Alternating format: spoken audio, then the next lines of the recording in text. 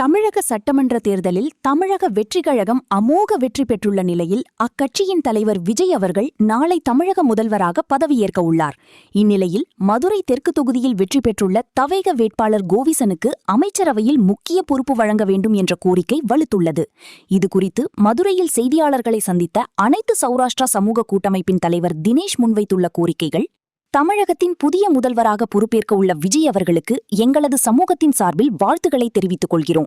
சௌராஷ்டிரா மக்கள் அதிக அளவில் வசிக்கும் மதுரை தெற்கு தொகுதியில் எங்கள் சமூகத்தைச் சேர்ந்த கோவிசனுக்கு வாய்ப்பு வழங்க வேண்டும் என்ற கோரிக்கையை ஏற்று சீட் வழங்கிய விஜய்க்கு நாங்கள் நன்றி கடன் பட்டிருக்கிறோம் என தெரிவித்தார்.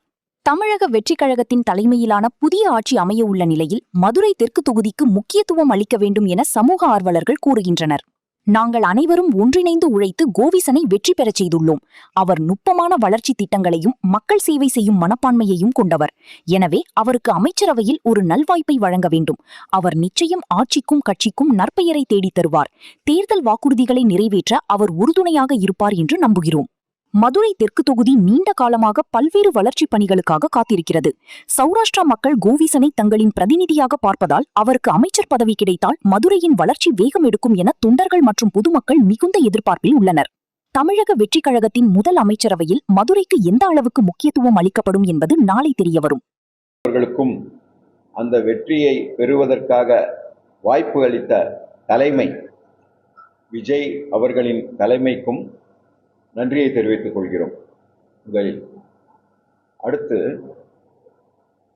அவங்க உறுதிமொழியெல்லாம் அளித்திருக்காங்க, தேர்தல் வாக்குறுதி அளித்திருக்காங்க. அந்த வாக்குறுதியெல்லாம் சாதாரண மக்களுக்கு சென்றடைய வேண்டும் என்கிறது எங்களுடைய கோரிக்கை, எங்களுடைய பிரார்த்தனை. அதை நிறைவேற்றும் பட்சத்தில் ஆட்சி சிறப்பாக இருக்கும் என்கிற நம்பிக்கை எங்களுக்கு இருக்கிறது.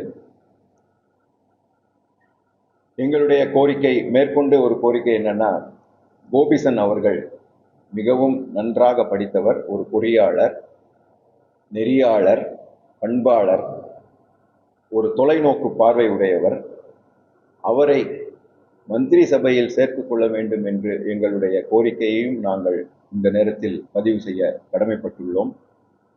அவர் தொகுதி மக்களுக்கல்ல, கட்சிக்கும் ஆட்சிக்கும் சிறப்பாக தொண்டாற்றுவார் என்பது எங்களுக்கு நம்பிக்கை. அதை அவர் இந்த கோரிக்கையை தளபதி விஜய் அவர்கள் ஏற்றுக்கொண்டு செயல்படுத்துவார் என்று நம்புகிறோம். அதற்காக தான் இந்த பிரஸ் மீட்டிங். நாளைக்கு பதவி ஏற்பு விழா நடக்கிறது. அதற்கு வாழ்த்துக்கள்.